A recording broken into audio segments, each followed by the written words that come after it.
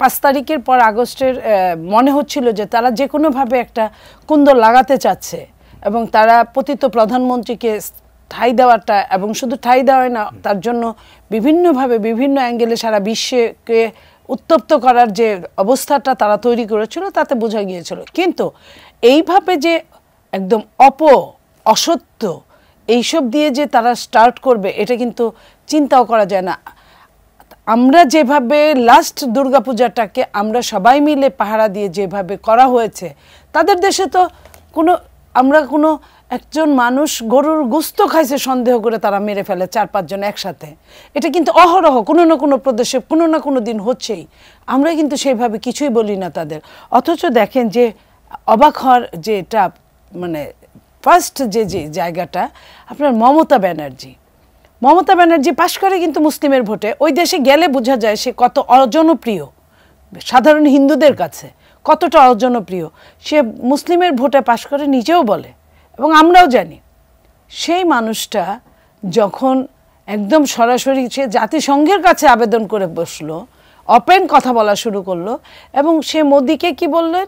মোদিকে বললেন যে আমি তো প্রদেশ হিসেবে আমি তো ডাকতে পারি না, এটা মানে প্রতিবাদের চরমভাবে ডাকতে পারি না, আপনি ডাকেন, আমরা একসাথে আমাদের সবাইকে নিয়ে বসেন, আমরা বসবো। এই যে তারা যে ঐক্যের ডাকটা তাদের ওইখান থেকে দিল, সেইখানে কিন্তু আমি অবাক হয়েছি যে তাহলে কি ভারত কি শেষ পর্যন্ত কি কারো বন্ধু হতে পারে না? আমরা কিন্তু আমাদের পররাষ্ট্র নীতিতে মনে করি আমি সানবিট সব দিবে সামাল। সানবিট ম্যাজিক প্রেস ডিশওয়াশিং এর মাথা ঘোরানো সলিউশন। যেমন জিয়া রহমানের একজন কর্মী হিসেবে বলি, সকলের সঙ্গে বন্ধুত্ব, কারোর সঙ্গে শত্রুতা না। হ্যাঁ, একটা দেশ আরেকটা দেশ, একটা ভাই আরেকটা ভাইয়ের সঙ্গে টুকটাক ঠোকাঠুকি থাকতেই পারে, কিন্তু সেটাকে এত বড় করে দেখার আমি কোনো কারণ দেখি না। এবং এই কারণে ভারত যদি সমস্ত বিরোধী দল সরকারি দল মিলে ঐক্য করতে পারে, আমাদের মতো ছোট্ট একটা দেশের জন্য তারা এই অবস্থা করতে পারে, তার মানে তারা কত কিছু হারিয়েছে। আওয়ামী লীগ হারানোর সাথে সাথে আওয়ামী লীগ যত না হারিয়েছে তারা তার চেয়ে বেশি হারিয়েছে।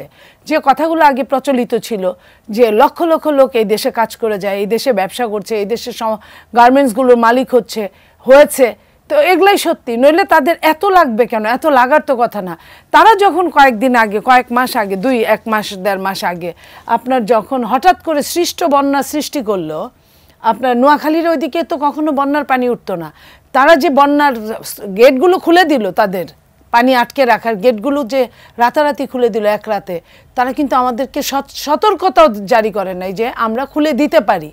আমাদের মানুষগুলো যে মারা গেল, আমাদের যে এত লক্ষ কোটি টাকার ক্ষয়ক্ষতি হলো, কতদিন ভর্তি আপনার 1 তলা পর্যন্ত 1.5 তলা পর্যন্ত ডুবে থাকলো, তো এই যে আমাদের কষ্টগুলো দিল, ওইখানে কিন্তু মুসলিমের পাশাপাশি হিন্দু অধ্যুষিত এলাকাও আছে।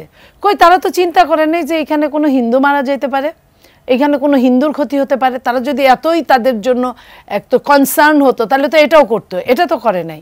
তো এইখান থেকে বোঝা যায় যে তারা এটাকে একটা ধর্মীয়ভাবে একটা যুদ্ধ বাঁধানোর পায় তারা করছে, আর কিছুই না।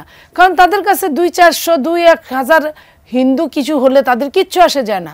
এটাই তাদের অপরাজনীতি, এটাই তাদের ধর্মীয় রাজনীতি, এটাই তাদের সাম্প্রদায়িকতা। এই সাম্প্রদায়িকতা যদি ভারতের মতো অত বড় একটা দেশ ছোট্ট একটা বাংলাদেশের জন্য করে থাকে, এটা কতটা জঘন্যতর হতে পারে আমাদের কাছে। কারণ তারা তো কথায় কথায় এই যে যেমন ধরেন গত পরশুদিন আপনার ত্রিপুরায় যে মুসলিমদের উপর টর্চার করলো, যে বাড়ি বাড়ি গিয়ে টর্চার করলো, এই টর্চারগুলো কি অনেক বেশি না? এটা কি তারা তো ওই দেশেরই নাগরিক, তারা তো আমাদেরকে ভোট দেয় না, তারা তো তাদের সাথেই রাজনীতি করে, তাহলে কিছু একটা হলে তাদের উপর আঘাত হানবে, এটা কেমন কথা?